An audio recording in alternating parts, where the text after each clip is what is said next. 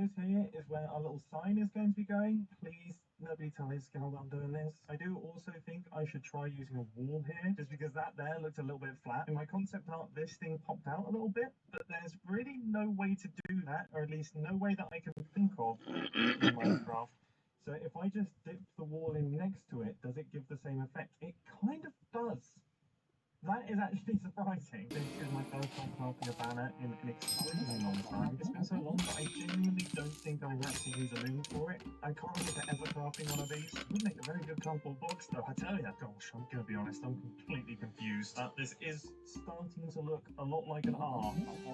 I think this could be the final step. Order. Yes. Okay. Wrong.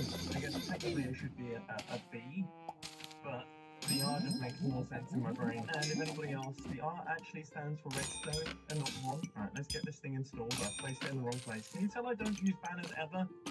Is that... Did I place it in the right place the first time? Oh yeah, it just flies. Done. Yep, I'm a fan. This is looking great. Let's get the roof on. Oh, except I almost forgot to put in all of the boxes and the air conditioning unit and the doors on up here, but they're all in place now. So now let's put the roof on. And I personally think this top one should only be 1 block tall. Yeah, that feels correct. Yeah, maybe 1.5 blocks tall. What about 1.5 blocks with the occasional 1.125 blocks? I couldn't remember what the number was, but I actually think I like it. I was worried it would look a little bit like a castle. There's a chance it kind of does look a bit turrety, but I think it works. Big Ron is not going to be paying for his roof to be repaired. This is very fitting with the theme. I think it's working. I just need to install these little roof block things. What they're meant to be, I couldn't tell you, but they're here and they look cool. And with that, Big Ron's is now complete. Let's just quickly take a look back at the concept art that I created at the start of this Hammercraft episode. So we've got the actual build itself, and also we've got the business card. How well have we actually completed what I initially envisioned outside of the game?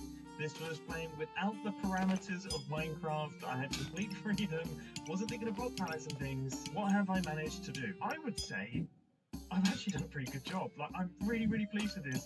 And I can't tell you how fun of an experience this has been. Firstly, just doing a concept art, to be honest with you, that was so much fun. I had absolute blast doing it, even if it did take me many hours. But then working from a drawing instead of a different Minecraft build or another Minecraft build, it's so cool because it gives you so much room for interpretation. Obviously, the art itself, as I say, is not coded to Minecraft. There's no block palettes involved. There's no specific blocks being used. I have to interpret the drawing or the painting and try and translate it into the game, and that has been so much fun. Like, it's been ridiculously fun, and I think the end result is awesome. It's such a small little build. I mean, it's literally only 2 sides of a build. Technically, it doesn't even have it's like half a build, and that's because there's going to be another build attached to the side of it. I'll be working on that soon, but it's just been so fun thinking up the ideas and working everything out here. So this is definitely something I'm going to be doing going forward. I think I want to set myself the challenge of having to create a piece of concept art and a business card for every single thing that I create in this area here. So then by the time it is done, not only will I have a bunch of really cool builds, but I hopefully have an in-depth story behind them. But also I'll have a bunch of cool drawings and cool business cards and things.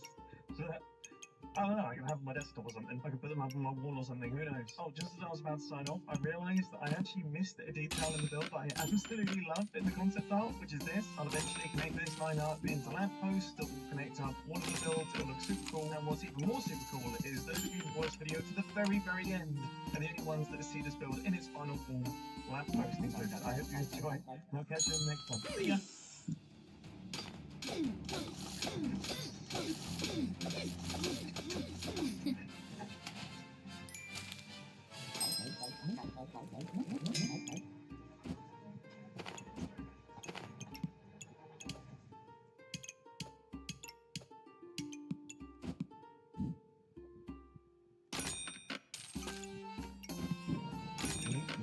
Jungle. We're talking about civilization discovered in the middle of the rainforest. Cryptic one that spanned a continent for more than 1,000 years. They definitely had attributes of the supernatural. They were the ancient Maya.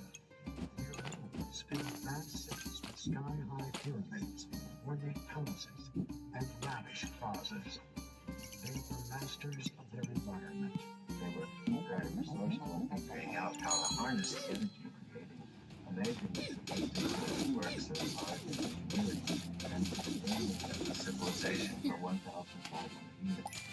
Then, after generations of prosperity and innovation, the ancient civilization collapsed, turning bustling cities into ghost towns to be reclaimed by Mother Nature. Centuries later, answers to the mysteries surrounding these majestic people and the godlike kings who ruled them tell a story of conquest, ingenuity, and disaster.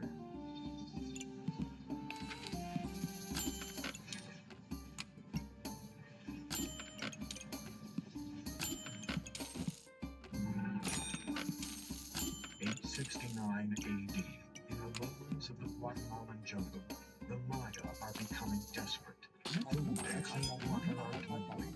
Thousands of people are starving. And malnutrition and disease are ravaging the population. The Maya no longer feast the divine foods to appease their gods. Political turmoil plagues the kingdoms, and one by one the great city-states are being abandoned. The ancient Maya civilization is crumbling. City after city, area after area begins to fail. Cities are abandoned, kings disappear, and what had been classic Maya culture really comes to an end. What happened to this great people? Even today, scholars are still mystified. We know that people began to disappear. The question is, how did that happen? The answer may lie in complex hieroglyphics known as the Maya Code. Hieroglyphics are complex ways all the information that Maya people express. It's the only example in the Americas of a complete complex system of writing. Today, these cryptic symbols reveal a history of brutal warfare, larger-than-life rulers, and the rise and fall of an enigmatic people. Maya Peter Weller, and I'm standing on top of this beautiful temple deep in the rainforest of southern Mexico near the border of Guatemala, and this is a wonderful fiction of the ancient Maya. For years, archaeologists have seen the ancient Maya were pretty separated into 40 or so independent city-states, each with their own dynasty of kings. For what we could tell, there seemed to be trade, communication, but there didn't seem to be any particular imperial aggression motivated by a thirst for land or power outside of a king's own territory. But in the last half-century, these theories are starting to fly in the face of a different story because hieroglyphs like this one, the remnants of the ancient Maya's advanced writing system, are painting a whole new picture. Touching in the 1960s, a new age idea that the democratic people are being vastly replaced by a much more complex reality of city-states, butting heads and bloody clashes, and now we have evidence that brutal battles and human sacrifice were fundamental components of life among the ancient Maya. Only large two-topping pizzas at Domino's are just $6.99 each when you carry out, like milky pepperoni and green peppers, or ham and tangy pineapple. The combinations are pretty endless. Add fast and get your favorite large two-topping pizza for just $6.99 each, only at Domino's. I'm Jimmy D, and I'm Samurai Sauce. I honestly feel that way about Japanese sauce. Get yourself a large chunk of that good morning feeling. Oh, that smells good. JetBrains IDEs. Enjoy an exceptional developer experience.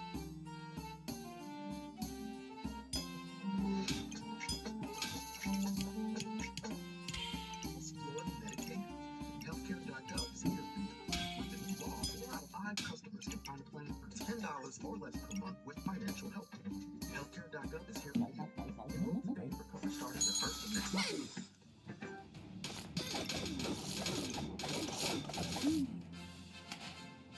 But the evolution of the Maya civilization into this complex network of city-states didn't happen overnight. The Maya came into existence probably a couple of thousand years before Christ. By 500 BC, population was on the rise, and small communities were turning into the first major Maya sites located throughout Central America. Fully organized kingdoms were ruling the region by 250 AD, with mighty rulers at the helm. They had powerful rulers, they were in competition with each other, and sometimes this competition led to war. For the Maya, it was war led by kings in the name of the gods. Maya kings were people like us, but for the Maya, they definitely had attributes of the supernatural. The price of devotion had brutal and sometimes deadly consequences. People owed a blood debt to the gods. It wasn't that they didn't regard human life or human blood highly. Quite the contrary. Human blood and human life was the most precious, the most sacred thing that could be offered to the gods in order to repay the blood debt that was incurred at creation. Bloodletting and human sacrifice dominated the king's strategic thinking. They picked allies and attacked neighbors, all with an eye on appeasing their deities and staying autonomous. Unlike Rome, in the case of the Maya, we're not dealing with one empire. Instead, we're dealing with a series of rival kingdoms. By the 3rd century AD, Maya